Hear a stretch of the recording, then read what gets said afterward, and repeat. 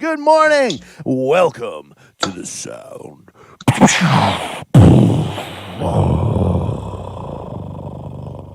Today, Matthew plays with his microphone.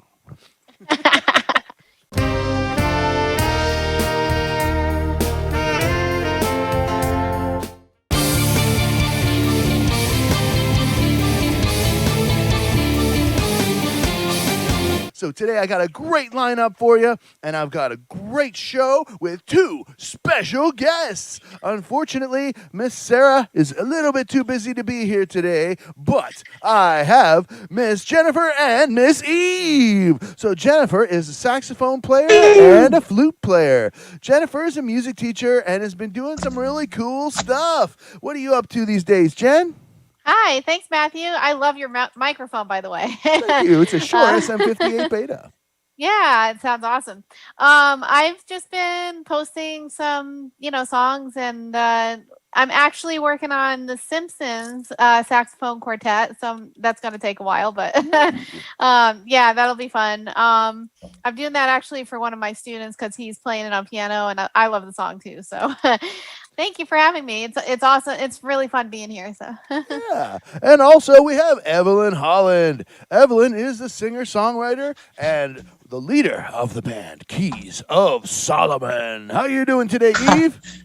I just got back from the dentist. I had a filling fall out a couple days ago randomly while I was going down the highway, and I'm like, "What the heck? What's that?" Oh yeah, holy shit, that's big. Yeah. But it was just they had to numb me up I think they had to shoot me up with anesthetic 5 different times today. That was fun. Oh my gosh, we both had dentist appointments today. I was saying I went for the first time since COVID happened, so over a year and a half, and I said to her, I probably have 5 cavities or something. Turns out I have 0, but she's like, no, you look pretty good. I was like, cool. Wow, I was shocked. Yeah. So I guess it's a dentist day today, right? Yeah, I guess so. How about we do yours next, Eve? What do you say? Yeah. All right. Sounds good. Why don't you introduce us? Well, I know we've done the Scorpions before. From what you guys have told me, you're not familiar with the Uli John Roth era before what was the album? Love Drive. Yeah, The album Love Drive, when they I guess they started getting poppier and less progressive. But I love this era of the band. I love Uli John Roth is one of my favorite guitarists of all time. I saw him live back in, 2019? Oh, and it was fantastic. He played a bunch of Scorpion stuff, and then a bunch of his original stuff. He along with Richie Blackmore and I guess Michael Schenker to some extent, kind of pioneered that whole neoclassical style. Yeah, cool. I'm totally into that. And that was one of the things that I loved about Dream Theater when I first got into them. I was like, ooh, this isn't just plain rock. You know what I mean? There's more to this. There's classical influence, and then there's also influence from bands like Queen and Journey and Rush and Pink Floyd and totally. I'm so into this. Everyone stick around. Like, share, subscribe. And without further ado, Musicians Panel reacts to Scorpions, Sales of Charon, Musikladen TV, 1601, 1978. Here we go.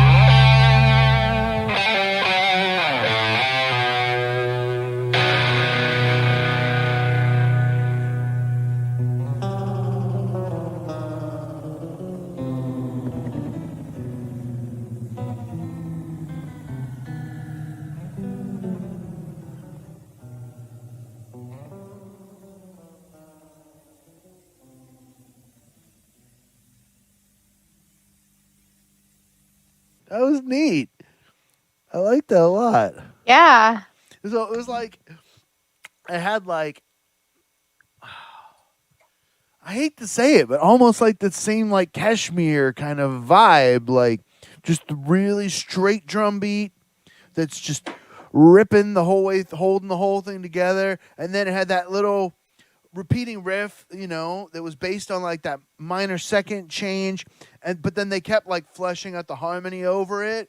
The guitar solos over top of it were really cool, and it was just filled with what my wife would call 80s guitars. And it's cool because it's before the 80s even existed. Yeah. It's like way ahead of its time. I like it. Uli is just I would definitely suggest checking out more Scorpions from this era if you like this. Yeah. What was like the drum set was like on fire at the end or something? I know. I'm not sure, honestly. I think that was just smoke, maybe. I don't know. And it looked like they set a campfire in the bass drum, but maybe that was just some kind of effect. I don't know. Yeah. I don't know. It kind of reminded me, like, I know they weren't, I don't know if they were going for that look, but it reminded me of the, like, actual garage bands, like, you know what I mean? Like, just that setup. I liked it. But the guitar solo, and oh my God, that guitar player. Yeah. Oh, he's fantastic live. Yeah. And I was trying to count the meter. Were they in 4/4? I was trying to, it was like really fast. It felt like 4/4. It was, it was in a, I think at the beginning, it's like, at least according to the tab, because I learned to play it, it's it's 1/2 or something like that in the beginning, and then I think it's 4/4 for most of the song. There might be like a 5/4 here and there, or maybe it's a 6/4. I can't remember. I'd have to look at the 1 1 1. Yeah, that's fast. Like yeah. Because I can see that. It was fast, but oh my God, I liked it. 1 1 dun dun dun dun dun 1 1 dun dun dun dun. Yeah, that's it. Yeah, that could. Yeah, and that gives it that like sludgy, like boom boom boom. And that's like way before freaking EDM, and that's been the shtick of how many songs the DJs have been spamming. Boom, boom, boom, boom. I mean, come on. Yeah. Way ahead of its time. It's got that hypnotic feel because of that.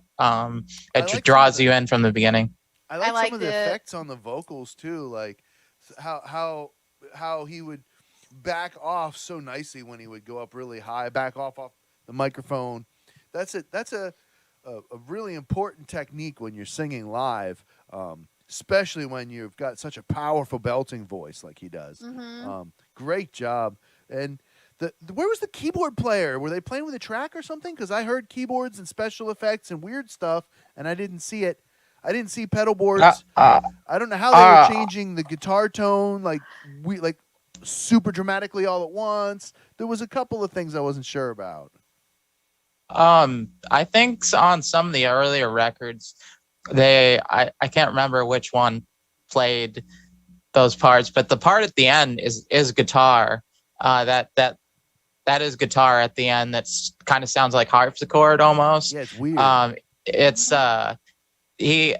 Uli actually, when he does that live, he has some knobs on his guitar which he'll twist, and it does that effect. Yeah, he has that's cool. His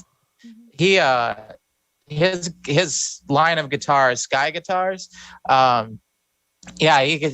they're custom tuned for him, but they're like, in terms of price, they're like the Ferrari of guitars. They start at $14,000.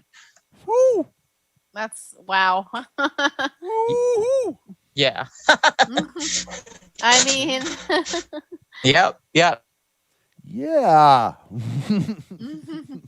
But yeah, it was incredible, man. I really enjoyed that. What do you think, Jen? You haven't hardly said nothing. No, I know. I just didn't want to interrupt, but I loved it. I thought it was really cool. The guitar solo in the beginning was amazing. Well, the whole thing, was amazing, and it kind of just had that like garage band feel, to me, and I just really liked it. Like I said, I was trying to count it during it, thinking it was in 4/4, but but yeah, like I too was wondering where the keyboard player was. So I was like, I hear keys. Only in spots, yeah. Yeah. It's that I think a lot of it also is the kind of krautrock influence that they had throughout the 70s, because their first record, Yeah. Lonesome Crow, from 1972, it does not sound like they do, like the more popular Scorpions. This is closer to like excuse me, No One Like You, Rock You Like a Hurricane, and all Yeah. that jazz. But yeah, like the first, and even I would go as far to say their second album does not sound like you would expect. It's very different. Cool. Right. Right on. Well, that's the whole beauty of this show is that, I just keep opening up cans of worms in a good way, musically, exponentially, doing this twice a week. Every week I find at least 2 or 3 artists that I've then fallen in love with and want to go deep into their rabbit holes and do more. And, it's just so much fun. You guys on the comments give so many great suggestions. Mhm. I'm just going to take a second and give a shout out. Give a shout out to Evelyn Holland. Everybody, make sure you subscribe to Evelyn's page. Eva's doing awesome. She's growing really fast, and she's going to be having some new content coming for you all. So make sure you go there. There's going to be exclusive content to her page. So make sure you go and subscribe to find that. And Jennifer's music page also is doing some exclusive content to her page. you. So if you want to see that, you're going to have to go over there and subscribe. Okay. And Thank you. let's go over when you get a chance. Check out my Patreon. I'm doing bonus videos weekly. I'm doing little previews on YouTube, but to find the full video, you're going to have to go to Patreon. Now, you get a video every single week for $1 a month minimum. I mean, come on. That's really negligible. So you get a whole video every week for $0.25. And this is a special video that's being handpicked, curated for patrons, because there's something really valuable in it for you. And so make sure you guys check that out. Make sure you go to my website where you can get those music lessons from me, MatthewsMusicLessonsStudio.com. You wanted me to stop earlier, didn't you? You're like, shut up. Come on, Matt, stop. Why are you doing that awful sustained vibrato? Come on, stop. That's not awful. I'm just making jokes, guys. I know. And I'll see you guys next time on The Sound.